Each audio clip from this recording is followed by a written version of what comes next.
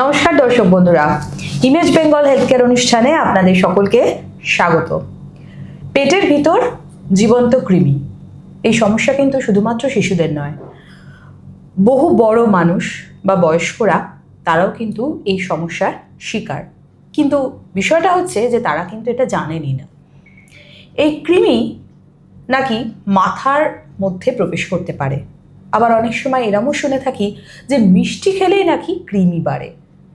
এই কৃমি নিয়ে একাধিক মিথ রয়েছে, একাধিক অজানা প্রশ্ন রয়েছে, কিন্তু আজকে আমরা জানবো। আর জানতে আজকে আমরা মুখোমুখি হয়েছি প্রখ্যাত চিকিৎসক ডক্টর নারায়ণ ব্যানার্জির। স্যার নমস্কার, প্রথমে আপনাকে আমাদের ইমেজ বেঙ্গল হেলথ কেয়ারে স্বাগত। স্যার, শুরুতে যেটা জানার যে কৃমি আসলে কি? এটা একটা প্যারাসাইট মানে ও নিজে বাঁচতে পারে না, মানুষের অন্ত্রর যে নিউট্রিশনটা পায় তার উপর সে বেঁচে থাকে। আচ্ছা, সুতরাং আমরা কৃমিকে না, ইউজুয়ালি 4 রকমের কৃমি আমরা কমনলি পাই। যেটা সবচেয়ে জ্বালায় সাধারণ লোকেরা, যে যদি অ্যানাসের চারিপাশে চুলকায় তাহলে কৃমি কৃমি কৃমি কৃমি বলে। তা সেটা হচ্ছে পিনওয়ার্ম। সেটা কিন্তু খুব একটা কোনো বড় অসুখ করে না, এক্সেপ্ট ওখানে একটা ইচিং হয়, ইরিটেশন হয়, একটা একটা এক্সফোলিয়েশন হয়। কারণ কি, পিনওয়ার্ম লার্ভা পারে, ওরা অ্যানাসে থাকে তো বাইরে এসে লার্ভা পেড়ে আবার ভেতরে ঢুকে যায়। আচ্ছা, যখন ঢোকে আসে একটা ইচিং ইরিটেশন পেরিয়ানাল এরিয়াতে হয়। তো এটা গেল একটা ওয়ার্ম, যেটাকে আমরা বলবো যে এটা খুব ইরিটেশন করে, কিন্তু এটা শারীরিক কোনো ক্ষতি করে না। সেটা হচ্ছে পিনওয়ার্ম। এবং এটা খুব একটা ডোজ অফ ওষুধেই সেরে যায়। এটার জন্য রিপিটেড ওষুধ লাগে না, শুধু লোকাল হাইজিনটা ক্লিয়ার করতে হবে। আমরা যেগুলো নিয়ে ভয় পাই সেটা হচ্ছে, 1 নম্বর হচ্ছে রাউন্ডওয়ার্ম একটা লম্বা কৃমি, যেটা প্রায় 1 ফুট থেকে 2 ফুট অবধি তার কিন্তু লম্বায় হতে পারে, এবং সেটা ইন্টেস্টিনে থাকে। মুশকিল হচ্ছে বেশিরভাগ ক্ষেত্রে কোনো সিমটমই দেয় না। রাউন্ডওয়ার্ম যদি পেটে থাকে, পেটে একটা ব্যথা হয়, অনেক সময় ম্যাল অ্যাবজর্পশন হয়। কিছু কিছু ক্ষেত্রে রাউন্ডওয়ার্ম আবার পেটের বিভিন্ন জায়গায়, যেমন পিত্তনালীর ভেতর দিয়ে ঢুকে পড়তে পারে। পিত্তনালীর ভেতর দিয়ে গিয়ে ঢুকে পড়ে প্যানক্রিয়াটাইটিস হয়েছে, এরকম রাউন্ডওয়ার্ম আমরাও পেয়েছি। যে এমআরআই করতে গিয়ে দেখা গেল পিত্তনালীতে কমন বাইল ডাক্টে রাউন্ডওয়ার্ম বসে রয়েছে। আচ্ছা, আর রাউন্ডওয়ার্ম, গোছা গোছা রাউন্ডওয়ার্ম ইন্টেস্টিনাল অবস্ট্রাকশন করেছে, সেরকমও কেস পাওয়া যায়। মোট কথা, নিউট্রিশন মানুষের যা পাওয়ার কথা, যেহেতু সে প্যারাসাইট, সে মানুষের নিউট্রিশনের উপর ডিপেন্ডেন্ট, মানুষের নিউট্রিশনকে সে ক্ষতি করায়। সুতরাং এই রাউন্ডওয়ার্মও কিন্তু আমাদের ম্যালনিউট্রিশনের একটা মেজর কারণ গ্রামাঞ্চলে। আরেক রকমের ওয়ার্ম আছে যেটা বেশ ডেঞ্জারাস, সেটা হচ্ছে হুকওয়ার্ম। এই বাকি ওয়ার্মগুলো যেমন ফিকো ওরাল যায়, হুকওয়ার্মটা আবার যায় হচ্ছে খালি পায়ে যখন হাঁটে, যদি লার্ভাটা পায়ের ভেতর দিয়ে কিন্তু হুকওয়ার্মের ব্লাডের মাধ্যমে ঢোকে এবং ইন্টেস্টিনে হুকের মতো করে আটকে থাকে এবং ব্লাড লস করে। সুতরাং হুকওয়ার্মের কিন্তু খুব ক্লিনিক্যাল প্রেজেন্টেশন হচ্ছে অ্যানিমিয়া। যেটা সবচেয়ে ডেঞ্জারাস হচ্ছে টেপওয়ার্ম। কিছু কিছু টেপওয়ার্ম, এগুলো ইউজুয়ালি আসে শুয়োর যারা খান পর্ক, ভালো করে কুক না করে, অথবা ভেজিটেবলস ভালো করে যদি না ধুয়ে, তাহলে সেখান থেকে এই লার্ভাগুলো যেগুলো আসে, সেগুলো কিন্তু ইন্টেস্টিনের ওয়াল ফুটো করে থ্রু আর্টারি ব্রেনে অবধি চলে যায়, এবং ব্রেনে কিন্তু ওরা নিউরোসিস্টিক সার্কোসিস বলে একটা রোগ করে। মানে কিছুই না, ওখানে লার্ভা পেড়ে বসে থাকে, সিস্ট হয়, পেশেন্ট ভালো আছে। আপনারা তো লিয়েন্ডার পেজের নাম শুনেছেন। একসময় লিয়েন্ডার পেজের হঠাৎ খিঁচুনি হয়, তা ওখানকার দেশের লোকেরা তো নিউরোসিস্টিক সার্কোসিস সম্পর্কে অতটা অভিজ্ঞ ছিলেন না। তো লিয়েন্ডার পেজের বাবা ভেসপেজ, ডক্টর ভেসপেজ, তখন উনি লিয়েন্ডারের জন্য যান এবং নিউরোসিস্টিক সার্কোসিস ডায়াগনোসিস করেন। আচ্ছা। তখন তার হেল্প লেগেছিল, কারণ ইন্ডিয়াতেই এই রোগটা বেশি হয়, হয় না আমি বলছি না অন্য দেশে। এই যে 4 রকম ওয়ার্ম এক্সেপ্ট টেপ ওয়ার্ম, বাকি দুজনের অর্থাৎ রাউন্ড ওয়ার্ম এবং টেপ যেগুলো হুক ওয়ার্ম, প্রেজেন্টেশন কিন্তু ম্যাল নিউট্রিশন। সুতরাং আমার মনে হয় কেউ যদি আনএক্সপ্লেন পেটে ব্যথা হচ্ছে, অন্তত আমি অ্যাজ এ ডক্টর সব এন্ডোস্কোপি, কোলোনোস্কোপি, স্টুল রুটিন এক্সামিনেশনে অ্যাসকারিস লার্ভা পাওয়া যায়, ঠিক আছে, আমি রুটিনলি তাদের ডিওয়ার্মিং করে দিই, অর্থাৎ কৃমির ওষুধ খাইয়ে দিই। আর যেসব ক্ষেত্রে আপনি দেখছেন যে রক্তাল্পতা হচ্ছে, একটু তারা লোয়ার সোশিও ইকোনমিক স্ট্যাটাস, তারা খালি পায়ে হাঁটে, হুকওয়ার্ম সাসপেক্ট করে কিন্তু তাদের ওষুধ খাওয়ানো উচিত। আর কারোর যদি হঠাৎ কোনো ব্রেনের ডিসফাংশন নিয়ে প্রেজেন্ট করে, খিঁচুনি হয়, কথাবার্তার মধ্যে অসংলগ্নতা হয়, আমাদের কিন্তু এমআরআইতে নিউরোসিস্টিক সার্কোসিসটা পরিষ্কার বোঝা যায় এবং তার জন্য ওষুধ খেতে হয় বহুদিন ধরে। আমার একটা বেশ মজার কথা মনে পড়ে, একজন মানুষকে আমি এরকম একটা ওষুধ দিয়েছিলাম অনেক দিন ধরে, তা ওষুধের দোকানদার বলেছে যে নিঃসন্দেহে ডাক্তারবাবু ভুল লিখেছে, এতদিন ধরে কৃমির ওষুধ কেউ খায় না। কিন্তু কিছু কিছু জিনিস আছে যেখানে এটা খেতে হয়, এবং নিউরোসিস্টিক সার্কোসিস বেশ ডেঞ্জারাস, কারণ মাথায় যদি কৃমির জীবাণুটা চলে যায়, মাথা তো একটা এসেনশিয়াল জিনিস, সুতরাং অনেক কিছুই সে ক্ষতি করতে পারে। সেরকম সেকেন্ড হচ্ছে হুকওয়ার্ম ভীষণ ক্ষতি করতে পারে। একটা সিভিয়ার অ্যানিমিয়া, আপনি 6 এসছে, কোথাও কিছু এন্ডোস্কোপি, কোলোনোস্কোপি, ক্যাপসুল এন্ডোস্কোপি অবধি করে ফেললেন, খুঁজে পেলেন না, বা হুকওয়ার্ম খুঁজে পেলেন, দরকার নেই, আপনি দিন না তাকে ডিওয়ার্মিং করে দেখুন না কেমন হয়। আনএক্সপ্লেনড অ্যাবডোমিনাল পেন, বুঝতে পারছেন না, আপনি বুঝতে পারছেন যে ইরিটেবল বাউল সিনড্রোম, আমরা বলি মানসিক, তা ঠিক আছে, আমার তো বেশ কিছু পেশেন্ট ওয়ার্মের ওষুধ খেয়ে সেরে যায় পুরো, তারা বলে এইটুকু টাকা দামের ওষুধ দুটো খেলাম ডাক্তারবাবু, তারপর থেকে তার পেটে ব্যথা নেই।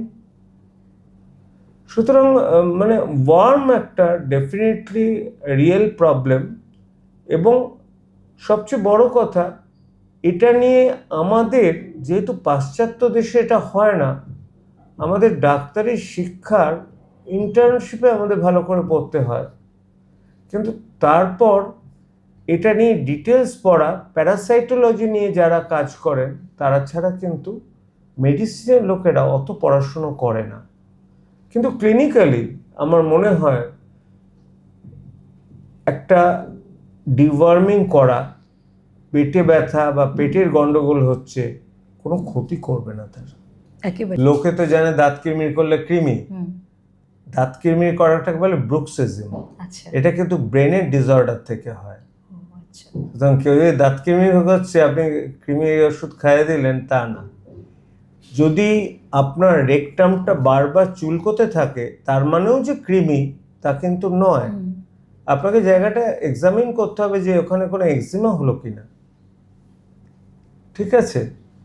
সুতরাং লক্ষণের মধ্যে স্টুল টেস্টটা করতে দিন ভালো করে, আর বেশি কিছু লাগে না।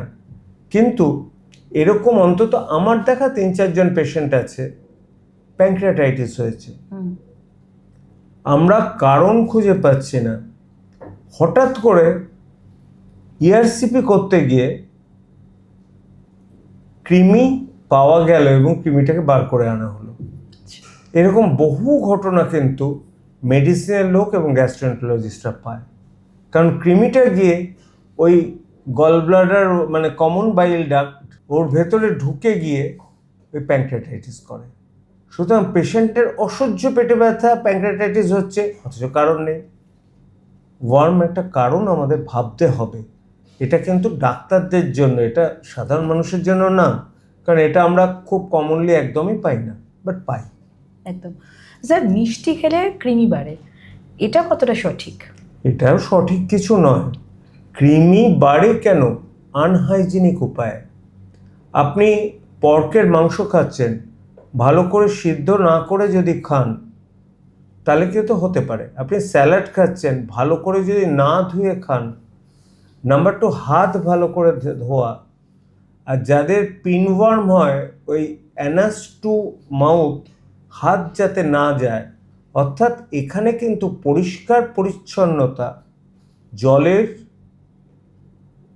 এবং নিজের হাতের এবং যে বিছানার চাদরের উপর শুচ্ছেন, এই তিনটে কিন্তু খুব গুরুত্বপূর্ণ। আমার মনে হয় প্রিভেনশনই সবচেয়ে ভালো। আর যারা মাঠে ঘাটে কাজ করেন তাদের তো আমি বলতে পারি না জুতো পরে মাঠে ঘাটে কাজ করুন। যদি তাদের আমরা বলবো যে যদি রক্তাল্পতা দেখেন, নিয়মিত ব্যবধানে কৃমির ওষুধ প্রপার ডোজে। স্যার, এই যে কৃমির ওষুধ খাওয়া, নিয়মিত ব্যবধানটা যদি একটু আপনি বলেন, এবং তার পাশাপাশি পরিবারের সব সদস্যরাই কি একসাথে কৃমির ওষুধ খাবে? এটাও একটা মহা মুশকিলের ব্যাপার। যেমন পিনওয়ার্মটা না ভীষণ শো আছে, মানে কিন্তু ওটা একটা, ইভেন আমি বলছি মেবেন্ডাজোল, আমি একটা ট্যাবলেটেই কিন্তু পিনওয়ার্ম শেষ হয়ে যায়। আচ্ছা। কিন্তু পরিবারের সবাইকে রাউন্ড ওয়ার্মের জন্য খেতে হবে না। একটা ব্যাপারে হতে পারে, যদি পরিবারের সবাই একই সাথে স্যালাড খায় সেটার জন্য, মানে সোর্সটা তো সেই খাওয়া থেকে আসছে। আদারওয়াইজ কিন্তু নিউরোসিস্টিসার্কোসিস যেটা, বা আমি বলছি যে অন্য কোনো ওয়ার্ম মানে থ্রেড ওয়ার্ম, এগুলোর জন্য দেখুন পরিবারের সবাই পর্কের সিদ্ধ মাংস খাচ্ছে, এটা মানা যায় না। আর সেই জন্যই বলা হয় পরিবারের সবাইকে খেতে, কারণ কিছু কিছু পরিবার অনেক স্যানিটারি মেথড মেনে রান্না করে, কেউ কেউ হয়তো কিছুই মানে না। সুতরাং বেটার সবাইকে খাওয়া, যদি না কোনো সেরকম কেউ থাকে অন্য অসুখে ভুগছে যেখানে খাওয়া বারণ, এরকম কিছু থাকে। স্যার, কারা খেতে পারেন না কৃমির ওষুধ? বেশিরভাগ কৃমির ওষুধ না খুব ভালো অ্যাবজর্পশন হয় না। একটু দেওয়ার আগে অ্যালবেন্ডাজোল সম্পর্কে একটু সাবধান, কারণ আমি বলছি যদি কারোর খিঁচুনি থাকে, খিঁচুনি বেড়ে যাওয়ার সম্ভাবনা থাকে। আর যাদের খুব অ্যাডভান্স কিডনি ডিজিজ যদি প্রমাণিত না হয়, যা সন্দেহের বশে না দেওয়াই ভালো। ছোট বাচ্চাদের জন্য কৃমির ওষুধ কতদিন ছাড়া ছাড়া নেওয়া দরকার? এটাই তো মুশকিল। ছোট বাচ্চারা ভোগে পিনওয়ার্মে, এবং তাদের কৃমির ওষুধ নিয়মিত ব্যবধানেই যেই সিমটম হবে খেয়ে নেবে, এরকম আগে থেকে দেওয়া না। আমি বললাম না মেবেন্ডাজোল, আপনার 6টা ওষুধের ট্যাবলেট পাওয়া যায়, কিন্তু জাস্ট একটা ট্যাবলেট কিন্তু পিনওয়ার্ম সারিয়ে দেয়। এবার তাকে তো আর বকাঝকা করতে পারবে না, তার হাত অ্যানাসে যাবেই। সুতরাং তার পিনওয়ার্মের ওষুধ সিমটম হলে খেতে হবে, ওর কিন্তু নিয়মিত ব্যবধানে খাইয়ে কোনো লাভ হবে না। কিন্তু ছোট বাচ্চাদের রাউন্ড ওয়ার্ম বা টেপ ওয়ার্ম বা অন্য কিছু ওয়ার্ম হওয়া কিন্তু ডিফিকাল্ট। এই যে ওয়ার্মগুলোর কথা বললেন, এগুলো কি মেনলি বড়দেরই হয়? সব কটা ওয়ার্ম বড়দের হতে পারে, pinworm, round worm, hook worm, tape worm, কিন্তু বাচ্চাদের একদম ইয়ংদের ইউজুয়ালি রাউন্ড ওয়ার্ম এবং পিনওয়ার্ম এ দুটো হয়। আচ্ছা, চিকিৎসা প্রসঙ্গে একটু কথা বলবো। যেগুলো চিন্তার কারণ নয় সেগুলোর চিকিৎসা, অন্যদিকে যেগুলো চিন্তার কারণ সেগুলোর চিকিৎসা, এই দুটো দুভাবে করে থাকেন আপনারা, একটু যদি বলেন। প্রথম ব্যাপারে আমি যেটা সবচেয়ে খারাপ আমি বলি, যেটা টেপওয়ার্ম, অর্থাৎ যেটা ব্রেনে চলে গেছে, যেটা ব্রেনে মানে ব্রেনে আমাদের যে নিউরোসিস্টিসার্কোসিস, কথাটা ভীষণ গন্ডগোল লাগবে, অর্থাৎ নিউরো মানে ব্রেন, সিস্টিসার্কাস মানে ওখানে ব্রেনে ও ডিম পেড়ে বসে রয়েছে। এটা না ওখানে একটা ইনফ্লামেশন করে। তখন যদি ইনফ্লামেটরি ফেজে আমরা যদি কৃমির ওষুধ দিই, তাহলে কিন্তু ব্রেনের ইডিমা মানে ব্রেনের যে ফুলে ওঠাটা আরও বাড়ে, সেটা ক্ষতি করে। সুতরাং সেখানে আমাদের গাইডলাইন মেনে চলতে হয়, আমাদের গাইডলাইন আছে, আমরা সেটা করি। মানে চিকিৎসা সেটা করতে গিয়ে আরও ক্ষতি করব, বরঞ্চ ওয়েট করি যখন নিজে নিজে ওটা মারা যাবে বা ওটা ইনঅ্যাক্টিভ হবে, তখন তার চিকিৎসা করা। অ্যাকিউট ফেজে কিন্তু না চিকিৎসা করাই ভালো। আর রাউন্ডওয়ার্ম যদি একবার, অনেক সময় পটির সাথে দেখলো একটা বড় রাউন্ডওয়ার্ম বেরোলো, তাহলে কিন্তু তার পুরো কোর্স খেতে হবে, সেটা প্রেফারেবলি অ্যালবেন্ডাজোল, এবং আরও বেশ কিছু ওষুধ এসেছে, সেইগুলো নিয়ে এসে খাবে। এবং সেটা কিন্তু তারপরেও মাঝে মাঝে স্টুল ফর আরিয়া নকাল ব্লাড দেখতে হবে। আগেকার দিনে স্টুল টেস্টের উপর খুব গুরুত্ব দেওয়া হতো, এখনকার দিনে না, ওইসব না করে সোজা কোলোনোস্কোপি। কারণ কোলোনোস্কোপিতে না এইসব অ্যাসকারিস পাওয়া খুব মুশকিল। সেই জন্য আজকালকার মেডিসিন আর পুরনো মেডিসিনের মধ্যে একটু তফাৎ। স্টুলটা তো আর অটোমেটেড মেশিনে হবে না, প্যাথোলজিস্টকে সেটা দেখে বা টেকনিশিয়ানকে দেখে ওভা আছে কিনা, লার্ভা আছে কিনা, এগুলো দেখতে হবে। সেই জন্যই আজকালকার চিকিৎসকরা ওয়ার্মের চিকিৎসা সম্পর্কে অতটা ওয়াকিবহল নয়। স্পেশালি আমি বলবো যারা জেনারেল প্র্যাকটিস করছেন তারা হয়তো ওয়াকিবহল, কিন্তু যারা গ্যাস্ট্রোএন্টারোলজিস্ট তারা অতটা ওয়াকিবহল হবেন না। স্যার, পায়খানা দিয়ে কৃমি সবসময় তো নাও বেরোতে পারে। হ্যাঁ, কিন্তু আমি বললাম পেটে একটা ব্যথা হচ্ছে আনএক্সপ্লেন্ড, আপনি এন্ডোস্কোপি করলেন কিছু পেলেন না, কোলোনোস্কোপি করলেন কিছু পেলেন না, আল্ট্রাসাউন্ড করলেন কিছু পেলেন না, সিটি স্ক্যান করলেন কিছু পেলেন না, আপনি পেশেন্টকে একটা দাগ দিয়ে দিলেন যে এটা ফাংশনাল বাউল ডিজিজ, অর্থাৎ ইরিটেবল বাউল ডিজিজ, মানে ব্রেন থেকে পেটের ব্যথা হচ্ছে টেনশন হলে। কিন্তু সেটা এমন হতে পারে একগুচ্ছ কৃমি দলা পেকে ইন্টেস্টিনে কোথাও আটকে বসে রয়েছে, এরকম আমাদের অন্তত কেস রিপোর্ট প্রচুর আছে। আমার একজন পেশেন্টের ক্ষেত্রে হয়েছিল। সুতরাং আমার মনে হয় আইবিএস একদম স্ট্যাম্প মারার আগে অ্যাটলিস্ট কৃমির ওষুধের একটা কোর্স দিয়ে দিন, ক্ষতি হবে না। স্যার, কৃমি থেকে বাঁচবো কিভাবে আমরা? পরিষ্কার পরিচ্ছন্নতা ফার্স্ট অ্যান্ড ফরমোস্ট, খাওয়ার আগে হাত ধোবেন। সে যে কোভিড আমাদের শিখিয়ে দিয়ে গেছে না, এখনো আমার পাশে হাত ধোয়ার যে জিনিসটা আছে, সে হ্যান্ড স্যানিটাইজেশন, যেটা আপনি স্যালাড ইউজ করবেন প্রপারলি ভালো করে সেটাকে ভিজিয়ে ধুতে হবে, রান্না করলে ভালো করে সেদ্ধ করবেন, অসিদ্ধ মাংস খাবেন না, এই জিনিসগুলোর উপর জোর দেওয়া। স্যার, যারা গ্রামের মানুষ, যারা খালি পায়ে হাঁটেন, তাদেরও একটা কৃমি হওয়ার সম্ভাবনা থাকতে পারে, তাদের জন্য হ্যাঁ, আপনি কি বলবেন? সেটা একটা মুশকিল। চটি পড়ে চাষে তো আর কোনো কিছু করা যায় না। তাদের ক্ষেত্রে আমি বলবো যদি রক্তাল্পতা পাওয়া যায়, তাদের অন্ততপক্ষে স্টুল এক্সামিনেশন করে যে ওয়ার্মটা রক্ত কম করে সেটা কিছু আছে কিনা দেখা। স্যার, কৃমি প্রাণঘাতী হয়েছে কখনো? হ্যাঁ, কেন হবে না? আমি বলছি যে পিন ওয়ার্ম প্রাণঘাতী হয় না, কিন্তু হুক ওয়ার্ম যেটা রক্ত কম করে, রক্তাল্পতায় বহু পেশেন্ট খারাপ হয়ে যায়। স্পেশালি যাদের মনে করুন হার্টের প্রবলেম আছে, রক্ত অল্পতা হলো। নাম্বার 2, রাউন্ড ওয়ার্ম ম্যালনিউট্রিশন করে, যারা অলরেডি ম্যালনারিশ শিশু, তারা তো আর হাত ধুয়ে টুয়ে খায় না। আর নিউরোসিস্টিক সার্কোসিস কিন্তু প্রাণঘাতী হলেও হতে পারে, কারণ খিঁচুনির সময় অনেক সময় ব্রেনের পার্মানেন্ট ড্যামেজ হতে পারে, বা পেশেন্ট হয়তো খিঁচুনির সময় অ্যাসপিরেট করলো, অর্থাৎ স্যালাইভাটা যে জমেছিল সেটা সে তার বুকে চলে গেল। সুতরাং কৃমি প্রাণঘাতী হবে না এটা ঠিক নয়, সব রকমের কৃমি হতে পারে এক্সেপ্ট পিন1। একেবারেই অনেক ধন্যবাদ স্যার। কৃমি সম্পর্কে আমরা অনেক কিছু গুরুত্বপূর্ণ কথা স্যারের কাছে শুনলাম। তো কৃমি যে এতটা ভয়ানক হতে পারে সেটা বোধহয় আমরা কেউ ভাবতেই পারি না।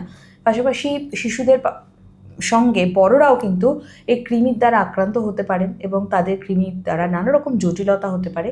তো সেই জন্য স্যার যেটা বললেন যে অন্যান্য অসুখ তার পাশাপাশি কৃমির একটা চিকিৎসা, সেটাও কিন্তু অত্যন্ত জরুরি। স্যার আপনাকে ধন্যবাদ আমাদের সঙ্গে এই আলোচনায় আসার জন্য। দর্শক বন্ধুরা ভালো থাকুন। নমস্কার। নমস্কার।